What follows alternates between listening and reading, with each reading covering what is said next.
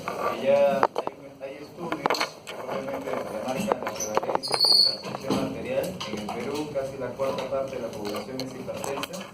Incluso fíjense que acá hay un estudio de la Cayetano desde el 2006 que ya epidemiológicamente había distribuido la hipertensión arterial en el Perú.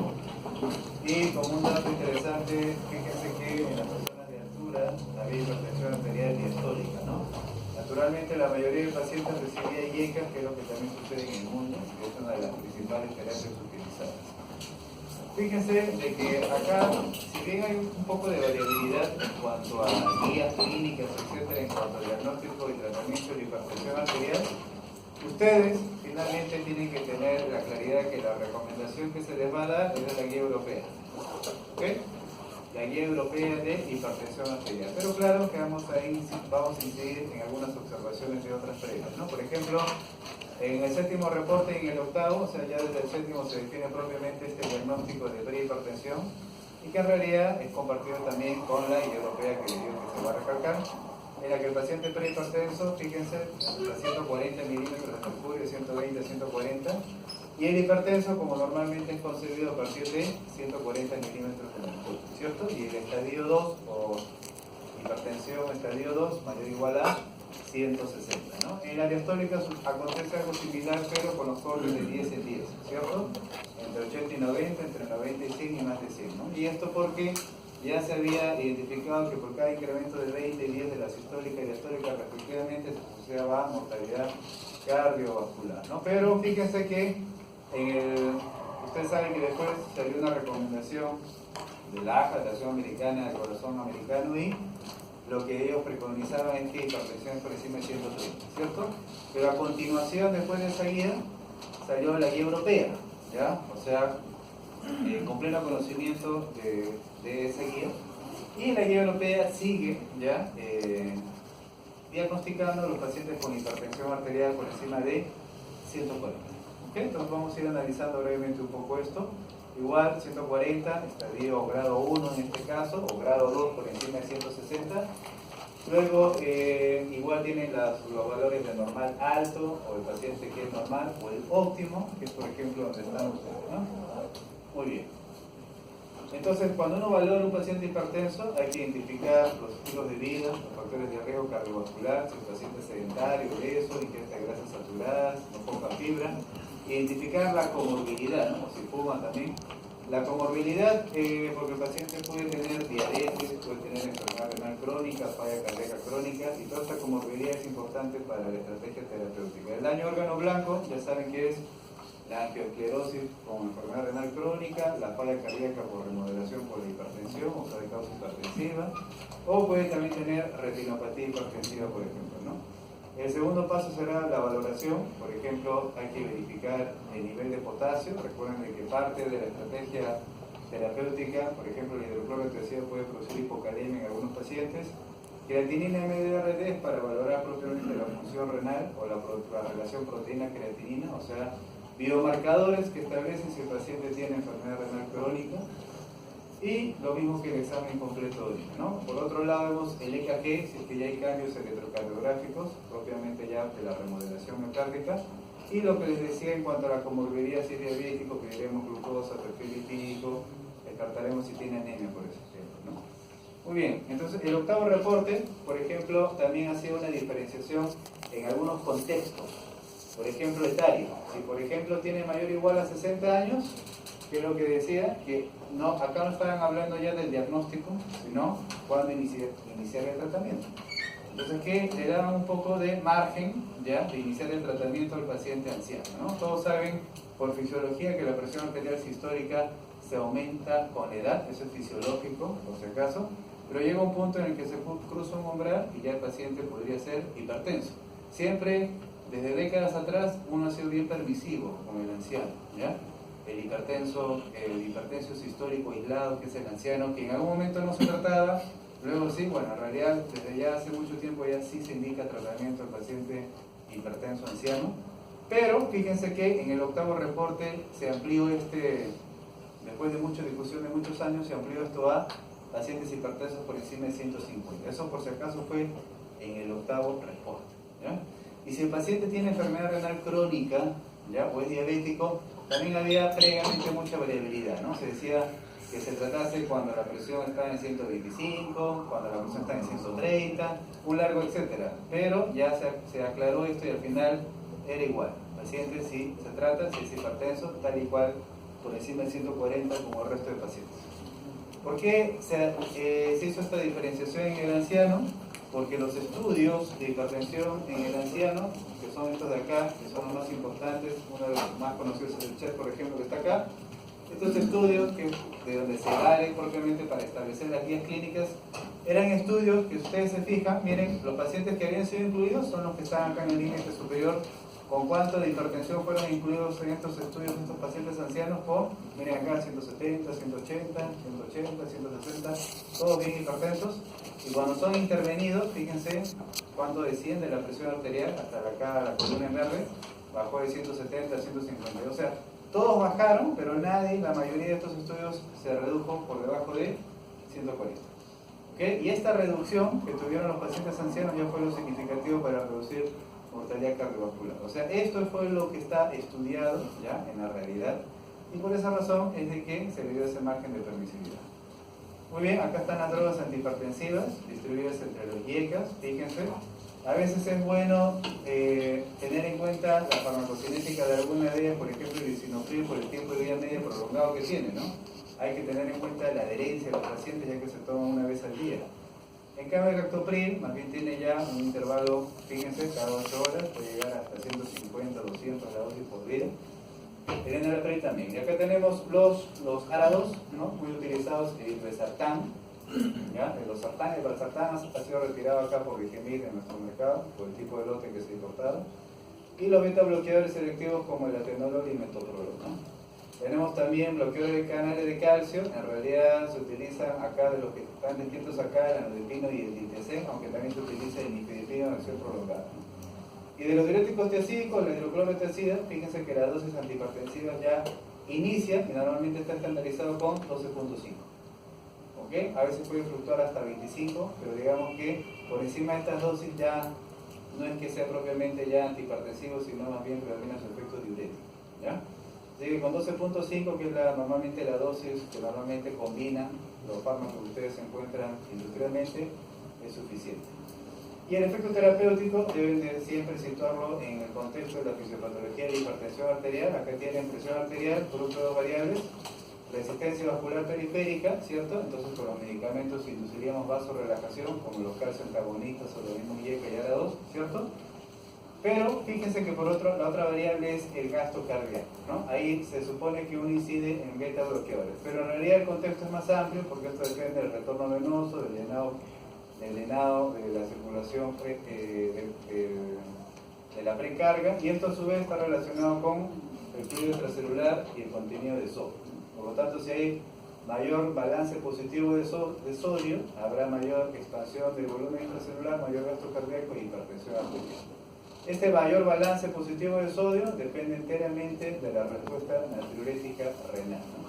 Si el paciente tiene defectos natriuréticos y no puede incrementar su natriuresis, lo que va a hacer para poder fomentar esa natriuresis es, a su vez, incrementar la presión arterial, ¿no? Entonces, por esa razón es de que justamente uno trabaja acá con los diuréticos tiacídicos, y por eso es que los diuréticos tiacídicos están en las guías de los comités de reporte de hipertensión arterial casi desde la primera guía. Estamos en la octava, desde la primera ya se recomendaron diuréticos tiacídicos.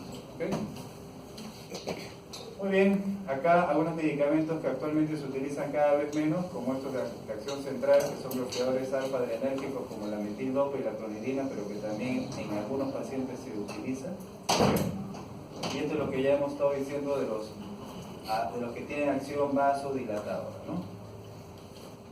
Muy bien, entonces fíjense, el octavo reporte sí estratégicamente pudo dar una recomendación orientativa de cómo tratar a los pacientes, ¿no? Por ejemplo, se puede decir que en general, la población general podría recibir cualquiera de estos 4 grupos de medicamentos antihipertensivos. O sea, ¿quiénes son? 1, diurético tiacídico; 2, los bloqueadores de canales de calcio; 3, los IECAS; y 4, los bloqueadores de los receptores de angiotensina 2, ¿cierto? Tipo 1. Muy bien.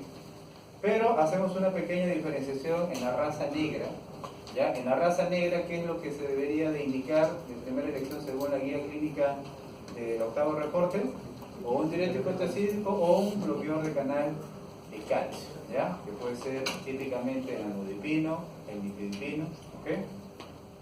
Y en el paciente que tiene, o el diltiazem, ¿ya? Rara vez el verapamilo, pero igual son calcio antagonistas, ahí no es que haya discriminación entre uno u otro. Y en el paciente con enfermedad renal crónica, siempre por el tema de antiproteinúricos y ecoagulados, ¿cierto? ¿Okay? Ustedes recuerdan de que el paciente diabético, por ejemplo, con enfermedad renal crónica, mejora la proteinuria con estos medicamentos. Y esto de acá, sí. Para el paciente adulto mayor, ¿es también parecido al del raza negra? No, el adulto mayor acá está en población general. Ah, acá solamente está diferenciado raza negra, a menos que sea raza negra adulto mayor, ¿ok? Y si es raza negra, el diurético antiacídico renal de calcio. ¿Ya? Muy bien. O sea, el diabético también está acá, o sea, cualquiera de los cuatro, salvo que sea raza negra o salvo que tenga enfermedad renal crónica. ¿Ya? Muy bien. Luego, esto de acá es lo que salió ya por la AJA, ¿cierto? De las recomendaciones, que también está ahí para que lo tengan en cuenta, porque siempre es todo el motivo de análisis. Entonces, fíjense que hipertensión por encima de, acá por encima de 130, ¿ok? Acá la diferencia, a simple vista, ¿cuál es? Miren, hipertensión estadio 1, 130 a 140, estadio 2, 140 más, elevado, 120 a 130, y los cortes de la diastólica, fíjense, 80, 89, 90 más. Entonces acá lo que ha variado es los cortes, ya no son de 20 y 10, histórica, diastólica, sino ahora son de 10 en las históricas. Y porque también se refrenda en un estudio en que encontraron que las reducciones de 10, los cambios de 10 milímetros de mercurio también se asocian hasta una reducción del 20% de la mortalidad cardiovascular. Obviamente se basan en estudios, y ahorita vamos a ver qué estudios. ¿Qué es lo que sí tenemos que nutrirnos de la Asociación, por ejemplo, Americana de Cardiología y que concuerda con la europea ya desde el 2017? A ver, primero, de que siempre hay que incidir en cambios de estilo de vida, que justamente todos los médicos son unos expertos, ¿no? En estilos de vida, en nutrición, ¿no? En actividad física para recomendar a los pacientes, ¿cierto? ¿No? Una experticia increíble. Entonces, esto de acá siempre se recomienda y se indicará recién terapia farmacológica luego de 3 a 6 meses de terapia no farmacológica. ¿Okay? O sea, siempre hay que incidir en el estilo de vida, en especial en ese paciente que ya es, según la guía americana, es hipertenso por encima de 130. ¿No? Ya si el paciente, cuando se trata desde un comienzo, sin esperar esto de los cambios de estilo de vida, si le hacen el score de Framingham, que ustedes lo pueden ver en sus aplicaciones y le sale más de 10%, ¿no? Pero el score de Framingham es altamente sensible, ¿no? Ustedes ponen ahí edad, ponen un poco el IMC corporal un poco incrementado, ya automáticamente el score de Framingham se incrementó en forma significativa, ¿no? O sea, es bien sensible el score de Framingham. O sea, al mismo tiempo, si es muy sensible, casi se va a indicar medicación a la mayoría de pacientes, ¿ok? Que veamos justamente en consultorio. Entonces, hipertensión estadio 1, o sea, por encima de 130, corre Framingham más del 10%, debería ya iniciarse terapia farmacológica, ¿ok? Además de la no farmacológica. Así que esto sí todavía está circunscrito a esa recomendación de esa guía, ¿ya? Pero ya les digo que hay que incidir en otro. Y fíjense que esto sí, lo que voy a decir a continuación es importante, compartido con la guía europea, es de que siempre un paciente hipertenso actualmente se recomienda doble terapia antihipertensiva, ¿no? Ya pasó un poco el tiempo en la que se discutía si era monoterapia o si era terapia combinada, ya no, ahora claramente según guías clínicas todas, o sea, bueno, americana y europea, ¿okay? Se refiere terapia combinada, ¿no? O sea, 2 dianas farmacológicas, menores dosis, evitamos incrementar las dosis de cada una de ellas para exponer los efectos adversos posibles, ¿cierto? Y además que estamos trabajando en 2 dianas farmacológicas, así que tiene mucho sentido, ¿no? Muy bien. Luego, esto es en cuanto a las recomendaciones de la guía europea. Fíjense, la guía europea tiene conciencia de las recomendaciones de la guía americana de hipertensión por encima de 130, y no es que lo desdeñe, ¿no? Sino también dice de que podría así ser tratado, lo cual tiene mucho de lógico y de cierto, si es que el paciente tiene un riesgo cardiovascular muy alto, ¿no? Si por ejemplo el paciente tiene antecedentes de enfermedad coronaria, tiene un infarto de miocardio, ¿cierto? y tiene, por ejemplo, falla cardíaca, seguro que ese paciente sí hay que ser más enérgico en cuanto a la terapia antihipertensiva, y ahí sí tendríamos que valorar el tratamiento por encima de 130, ¿no? O sea, la guía europea sugiere individualizar un poco más en ese contexto. Muy bien, hay que enfatizar estilos de vida como siempre, nuevamente lo de la terapia combinada, pero de la terapia combinada solo hay una excepción. ¿Cuál sería la excepción? El paciente anciano frágil, ¿no? Es como que ustedes le llegan a consultorio un paciente de 90 años, ¿cierto? Polimórbido, hipertenso, y entonces en ese contexto sí sería bueno solamente darle monoterapia. ¿Ok? Monoterapia, ¿no? Ok, y como dice acá, en especial si la presión está, por ejemplo, entre 140 y 150. Ahora, si el paciente tiene mayor de 65 años, sí se recomienda la terapia antihipertensiva por encima de 140, pero si tiene mayor de 80 años, ahí sí amplían un poco el margen, ¿no? Esto es algo muy propio, por si acaso, de la guía europea, ¿ya? Entonces, ya saben, miren, tenemos 4 grupos farmacológicos, terapia combinada, monoterapia solamente en el contexto que hemos dicho. ¿Y cuándo se cambiaría la dosis o otro tipo de terapia? Si es que en un mes no se alcanza el tratamiento, ahí podríamos darle incremento de la dosis o sería ya la terapia triple, ¿ok? Que también hay algunos pacientes refractarios, ¿no? Fíjense, acá están los 4 grupos farmacológicos. ¿Cuál es el grupo farmacológico que no está acá recomendado? Los beta bloqueadores, ¿no? Entonces los beta bloqueadores, vamos a ver de que no está recomendado dentro de las 4 primeras líneas de terapia antihipertensiva, justamente basado en lo que se encontró en el estudio LIFE, ¿no? Entonces miren, efectos adversos de los diuréticos tiazídicos, hipocalemia, efectos metabólicos como hiperuricemia, hipomagnesemia, intolerancia a la glucosa, está muy bien descrito, lo cual no significa que esté restringido o contraindicado en el paciente con prediabetes o diabetes, ya depende del juicio clínico del médico tratante. Los IECAS, tos, hipercalemia, angioedema, y fíjense que los antagonistas de los receptores de angiotensina 2 también podrían producir eventualmente angioedema. Normalmente uno hace la conversión de IECA a 2 por el antecedente de tos por angioedema, pero fíjense que de forma inusual también podría producirse angioedema con el ARA2. Ok, en cuanto a los bloqueadores del canal de calcio de hidroperidínico, ¿cuáles son estos? ¿Cuál es el hidroperidínico? El nifedipino, ¿no? Que puede producir flashing y edema periférico, ¿cierto? Ok. Y de nueva generación es el anodipino, ¿no? El anodipino normalmente se le atribuye edema periférico con mayor frecuencia y flashing con el nifedipino. ¿Y los no hidroperidínicos cuáles son? Verapamilo y vitacil, ¿no? ¿Qué se puede producir? Bradicardia, ¿cierto? La conducción nodal y constipación, ¿no? En especial con el verapamilo. Los beta bloqueadores, si es que se utilizasen, ya también pueden producir bradicardia, inotropismo negativo. En un paciente joven, si le damos beta bloqueadores, ojo que puede producir disfunción eréctil, si tiene asma, puede generar, no, evita justamente los mecanismos de broncodilatación compensatoria o terapéuticos. Muy bien. Entonces, fíjense, ¿por qué no se recomiendan los beta bloqueadores? Acá está escrito, porque un estudio encontró que comparado con el otro brazo de tratamiento tenía incremento de la muerte cardiovascular, ¿no? Propiamente el estudio LIFE, fíjense, compararon atenolol versus clonazepam y la proporción de pacientes con menor mortalidad cardiovascular era a favor de los sartán. A partir de ahí ya no se incluyó como terapia de inicio, ¿no? Pero ojo que sí puede tener un contexto clínico, por ejemplo, el paciente que tiene antecedente de stroke, y peor aún si es recurrente. Ahí sí se ha encontrado que tiene efecto favorable el uso de beta bloqueadores, ¿no? Pero en forma general, en la población general, no está considerado como uno de los 4 grupos. ¿Y por qué podemos iniciar con cualquiera de estos 4 grupos en la población general? Pues gracias a este estudio, que es lo que nutre propiamente el último reporte, es el estudio ORCAD, en el que fíjense, miren, no se inclina a favor de ninguno de los grupos farmacológicos en general, cuando se compara a toda la población en cuanto a la mortalidad. Y solamente discretamente esto vería acá, o sea, en la población de raza negra, ¿cierto? ¿Ok? A favor de los diuréticos. Por esa razón es de que en la raza negra también se puede utilizar diuréticos y así.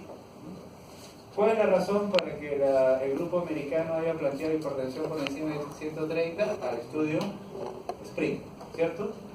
Pero ojo que este estudio SPRING fue diseñado en pacientes que tenían un riesgo cardiovascular ya corroborado, por ejemplo clínico, ¿no? Que está, por ejemplo, en angiografías coronarias, o que tenía enfermedad renal crónica, o tenía un score de Framingham más de 15%, ¿no? Entonces, si el paciente tenía estos criterios de inclusión, el paciente iba a estos dos grupos posibles de tratamiento, ¿no? El paciente con terapia antihipertensiva intensiva versus el estándar, o sea, menos de 140 versus la intensiva era menos de 120 incluso. Ese era lo que se proponía el estudio, ¿no? Y fíjense que este es uno de los pocos estudios que yo logro demostrar su objetivo primario. Muchas veces se publica, se hace una investigación y normalmente no cumple la demostración del objetivo primario, no es significante, sino más bien de los secundarios, ¿no? Este no. Este sí demostró el objetivo primario, que es el que más le interesa a un gerente, a un administrador en salud, que es la reducción de la mortalidad, ¿cierto? Entonces, en costos, en administración de salud, esto es lo que más interesa. ¿Y quién redujo la mortalidad? Justamente a favor de la terapia intensiva. O sea, el brazo de pacientes que fue justamente agrupado en la terapia intensiva fue la que tuvo significancia estadística en cuanto a reducción de la mortalidad. Pero fíjense que decimos terapia intensiva, menos de 120, pero no es de que los pacientes tenían menos de 120. Cuando fueron incluidos, ¿ya?, en ese grupo con esa intención, en el tiempo, ¿cuánto fue la presión que llegaron a tener? Fue acá está, fíjense, entre 130 y 120. ¿Ok? O sea, ya en el seguimiento, el monitoreo de la presión de estos pacientes estuvo entre 120 y 130. ¿Ok? En cambio, el grupo estándar sí estuvo menos de 140, o sea, entre 130 y 140. En conclusión, al ver esto, simplemente dijeron entonces que los pacientes con hipertensión deberían ser tratados con por encima de 130. ¿Ya? Pero ojo que esto está diseñado en pacientes que tienen enfermedad cardiovascular ya demostrada. O sea, no es paciente con hipertensión esencial de la población general y que iniciamos tratamiento y que fueron incluidos. No, son pacientes con un riesgo ya adicional de enfermedad cardiovascular demostrada, ¿ya?, o que tiene enfermedad renal crónica. Entonces hay que individualizar el tratamiento. Entonces hay quienes proponían que hay que ser más agresivos en cuanto a la terapia antihipertensiva y quienes no. Incluso fíjense, el grupo británico en el 2004 dice que menos es mejor, la presión arterial es menos es mejor, pero ojo que también existe este efecto que se denomina curva J, en la que no siempre lo que es menos es mejor. Miren cómo los eventos cardiovasculares más bien aumentan de forma paradójica cuando ya se reduce demasiado la presión arterial diastólica. Se establece una curva J, ¿ok? Y esto ya se ha extrapolado a la presión arterial sistólica y ya está muy bien estudiado. En especial en los pacientes que tienen una reserva coronaria pobre como el diabético. Muy bien. Y esto de acá, para redundar un poco, aunque esto ya ustedes lo saben, ¿por qué se utiliza YECA y ARA2 en el paciente con nefropatía diabética, por ejemplo? Porque la angiotensina 2, ¿qué efecto tiene? Vasoconstrictor a nivel de la arteria, bueno, en ambas, pero predomina la arteriola de frente, ¿cierto? Entonces, al bloquear este efecto, se va a vasodilatar esta arteria, ¿cierto? Y por lo tanto, el egreso va a ser mayor que el ingreso, y por lo tanto, la presión acá dentro del glomérulo que va a pasar se va a reducir, ¿cierto? Se va a reducir la tensión, la presión intraglomerular y al mismo tiempo el filtrado de las proteínas se va a reducir, ¿cierto? Por la menor presión intraglomerular. Muy bien, eso es en cuanto a hipertensión arterial. Y ahora tenemos que pasar a falla cardíaca. ¿Tienen alguna pregunta de hipertensión arterial? Al final. Ok. Muy bien. Falla cardíaca, ¿cómo se define desde el punto de vista clínico? ¿Okay? Fíjense ahí, hay alteración estructural o funcional del drenado ventricular o de la eyección sanguínea, y actualmente hay que contemplar la fracción de eyección. Se habla de fracción de eyección reducida por no menos de 40%. ¿Okay? Ya saben que el promedio normal está golpeando 50%. Y la fracción de eyección preservada, ¿no? En realidad hay un grupo limítrofe ahí entre 40 y 50%. Pero aquí lo que importa es lo que ya tiene intervención terapéutica definida como grupo, ¿no? Y la que tiene definida como grupo es fracción de eyección reducida en menos del 40%. Las causas, problemas isquémicos, hipertensos, pacientes con problemas valvulares. Entonces fíjense, fracción de eyección preservada mayor o igual al 50%, este grupo limítrofe que todavía no hay una claridad propiamente de intervención terapéutica, y en el menos del 40% que ya lo conocemos, ¿no? Entonces, 4 grupos de la falla cardíaca, pacientes con factor de riesgo, por ejemplo, hipertensión arterial. En el B ya hay cambios estructurales, por ejemplo, la remodelación. Y en el C ya hay esto más la característica clínica que ustedes saben que es la línea, por ejemplo, ¿cierto? Y acá en el 4 ya es el refractario, requerirá a lo mejor sincronización eléctrica, trasplante, etc. ¿Cuál es el que tratamos nosotros? El grupo C, ¿no? Ya que es sintomático. ¿Qué hay que valorar? Capacidad funcional, ¿cierto? Siguen aplicando la escala de Nika, la sintomatología de la línea, serotopnia. La historia clínica, si el paciente tiene tabaquismo, apnea obstructiva del sueño, que aumenta también la descarga adrenérgica y la remodelación, si es diabético.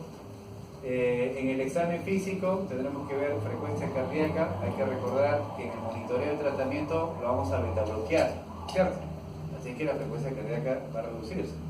Hay que ver si tiene ritmo sinusal, hay que valorar el peso, porque el paciente puede ser ganancia de peso por exceso de agua.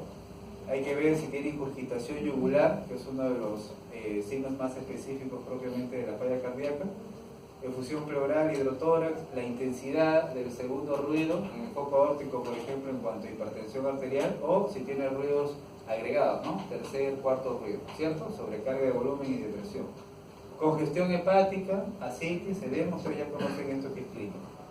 Y de la analítica, ¿cierto? Nuevamente hay que verificar hemograma, los electrolitos. Si tiene hiponatremia, ya saben que corresponde a la dilucional por la falla cardíaca, ¿cierto? Si tiene diabetes, dislipidemia, hay que identificar esto, ¿no? Si hubiera transaminitis en el perfil hepático, ¿por qué sería? Por la congestión venosa sistémica, ¿cierto? Por la falla cardíaca derecha. Ok. La TSH, que a veces descompensa algunas causas de falla cardíaca. Y de los biomarcadores de seguimiento, de monitoreo para ver si hay sobrecarga de volumen, esto por si acaso no es de diagnóstico, ¿ya? Es el ProBNP, ¿cierto? La fracción N terminal que se incrementa en los pacientes. Luego, electrocardiograma, hay que valorar todos estos cambios que ustedes ya lo saben, los dejamos ahí para que lo evalúen. Y acá están los grupos de tratamiento de la falla cardíaca, ¿ok? Cuando hablamos de diuréticos, ¿de qué diuréticos hablamos? De ácido. Luego, IECA o antagonista de los receptores que menciona dos, puede ser cualquiera de los dos. Cuando hablamos de beta bloqueadores, estamos hablando de beta bloqueadores selectivos, ¿cierto? Luego hablamos de qué? De los antagonistas de los receptores de la aldosterona, o sea, cronolactone o eplerenone. Luego tenemos digoxina y nitratos. Pero de estos 6, los nuclear, o sea, son 4. ¿Cuáles son? Los 4 primeros. Diurético, IECA ahora 2, beta bloqueador, y la espironolactona. Esos son los nucleares, los 4 grupos básicos que tratan a cualquier paciente con falla cardíaca. ¿Ok? En especial el que tiene fracción de eyección reducida. Y eventualmente se agregará a algunos pacientes nitratos y la dioxina. Estudios, miren, ahí están todos los estudios para que ustedes los revisen con calma después. ¿Okay? Ya, recuerden que cardiología es la especialidad que más publica en ensayos clínicos, entonces todo está ya documentado, ¿no? El estudio de FESUS en cuanto al uso de la espironolactona ya, creo que no está el FESUS, desde el 2003, ¿ok? RALES, el que salió primero. Bueno. Entonces fíjense, el efecto propiamente de los sinotrópicos como la digoxina, que propiamente al inhibir la bomba 3-sodio-potasio ATPasa va a favorecer propiamente la liberación, el incremento de calcio en el citosol de la sarcómera cardíaca y por lo tanto tendrá un efecto inotrópico positivo, ¿cierto? Entonces la digoxina, no es que haya la guía clínica sustenta su indicación, tiene un contexto de uso, ¿ok? Aunque muchos cardiólogos y muchos especialistas normalmente a veces incluso desaconsejan su uso, ¿no? Porque puede incrementar el riesgo de arritmias de algunos pacientes y a veces no lo utilizan de forma así sistemática, pero lo cierto es que la guía clínica sí le da un lugar, por si acaso. La guía clínica de falla cardíaca americana, por ejemplo, y también europea. Todos, sí, en forma sistematizada, hay que utilizar beta bloqueadores porque ya saben que eso, ¿para qué permite el beta bloqueador? Producir el consumo de oxígeno, ¿cierto?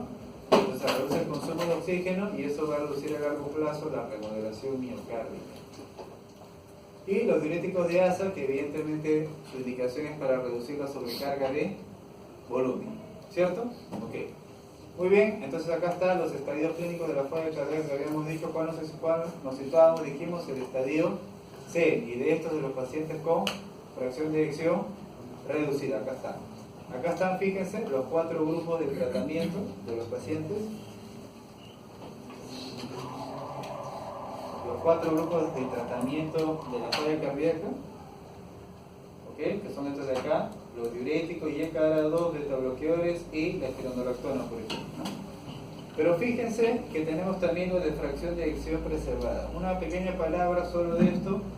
Puede ser que un paciente que tenga falla cardíaca con fracción de eyección preservada, o sea, más del 40%, venga con disnea. ¿Ok? Si tiene disnea, evidentemente tiene sobrecarga de volumen también, ¿ya? Si tiene sobrecarga de volumen, seguro que sí, no lo podemos saber, no se puede, claro, normalmente puede ser encasillado en lo que es falla cardíaca diastólica, ¿ya? Según la ecografía y clínicamente, pero fíjense que el tratamiento también incluye diuréticos.